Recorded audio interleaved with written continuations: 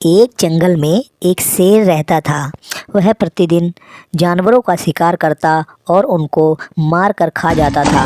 प्रतिदिन वह जानवरों की संख्या कम होती जा रही थी। वह जब भी शिकार पर निकलता, बहुत सारे जानवरों का शिकार करता, उनको आधा खा लेता और उनको मार कर छोड़ देता। इस प्रकार सभी जानवर उससे परेशान हो गए और डरने लगे। सभी जानवर डरे हुए एक जगह इकट्ठे हो जाते हैं और मेरे भाइयों, अगर इसी तरीके से चलता रहा तो शेर हमारे सभी जानवरों को और भाइयों को खा जाएगा। जंगल में एक भी जानवर नहीं रहेगा। इसीलिए हमें ये फैसला करना चाहिए कि कल शेर के पास कौन जाएगा। वह सभी जानवर डर जाते हैं और कहते हैं कि ऐसा करते हैं, सब लोग शेर के पास चलते हैं। वह भालू बोलता है, हाँ ये बात सही है, ऐसा करते हैं, हम लोग सब मिलकर शेर के पास चलते हैं। तो इस प्रकार सब जानवर शेर के सामने चले जाते हैं। सभी लोग शेर की गुफा की ओर चल देते हैं। जब शेर सब जानवरों को अपनी गुफा की ओर आते हुए देखता है तो शेर गरजता है। उन सभी जानवरों को शेर देख अपनी गुफा की तरफ आते हुए देखकर गरजने लगता है और कहता है, तुम सभी जानवर मेरे पास क्यों आए हो? इतने में भालू कहता है, महाराज, हम आपसे एक प्रार्थना करने के लिए आपके पास आए हैं। आपसे हमारी ये गुजारिश है कि आप हम लोगों को मारना बंद कीजिए। अगर आप हमें ऐसे ही मारते रहेंगे तो जंगल के सभी जानवर ख़त्म हो जाएंगे। इतने में शेर कहता है, तो बताओ मैं क्या करूं? और शेर गरजता है। इतने में लोमड़ी कहती है, महाराज, अगर आप हमारा शिकार करेंगे तो सभी जानवर जंगल के ख़त्म हो जाएंगे। इसीलिए आपसे हम विनती करते हैं, महाराज, आप हमारी प्रार्थना स्वीकार करें। शेर कहता है, क्या है तुम्हारी प्रार्थना? महाराज, हमने सभी जानवरों ने ये निर्णय लिया है कि हम प्रतिदिन आपके पास एक जानवर भेज दिया करेंगे। शेर सोचने लगता है और गरजता है, कहता है, हाँ ठीक है, और सोचता है, अगर मेरे पास एक एक करके जानवर आएंगे तो मुझे मेहनत भी नहीं करनी पड़ेगी और मुझे भोजन ऐसे ही मिल जाएगा। शेर बोलता है, ठीक है, अगर मेरे पास प्रतिदिन एक जानवर नहीं आया तो मैं फिर से शिकार करना चालू कर दूंगा। ऊँट बोलता है, नहीं महाराज, ऐसा नहीं होगा, हम आपको निराश नहीं करेंगे, आपके पास प्रतिदिन एक शिकार भेज दिया करेंगे।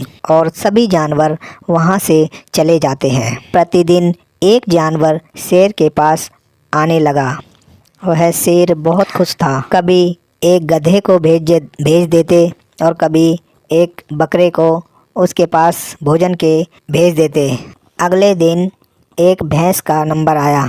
वह भैंस शेर के पास भोजन बनने के लिए चली गई। उसके अगले दिन एक छोटा सा नन्हा सा खरगोश का नंबर था।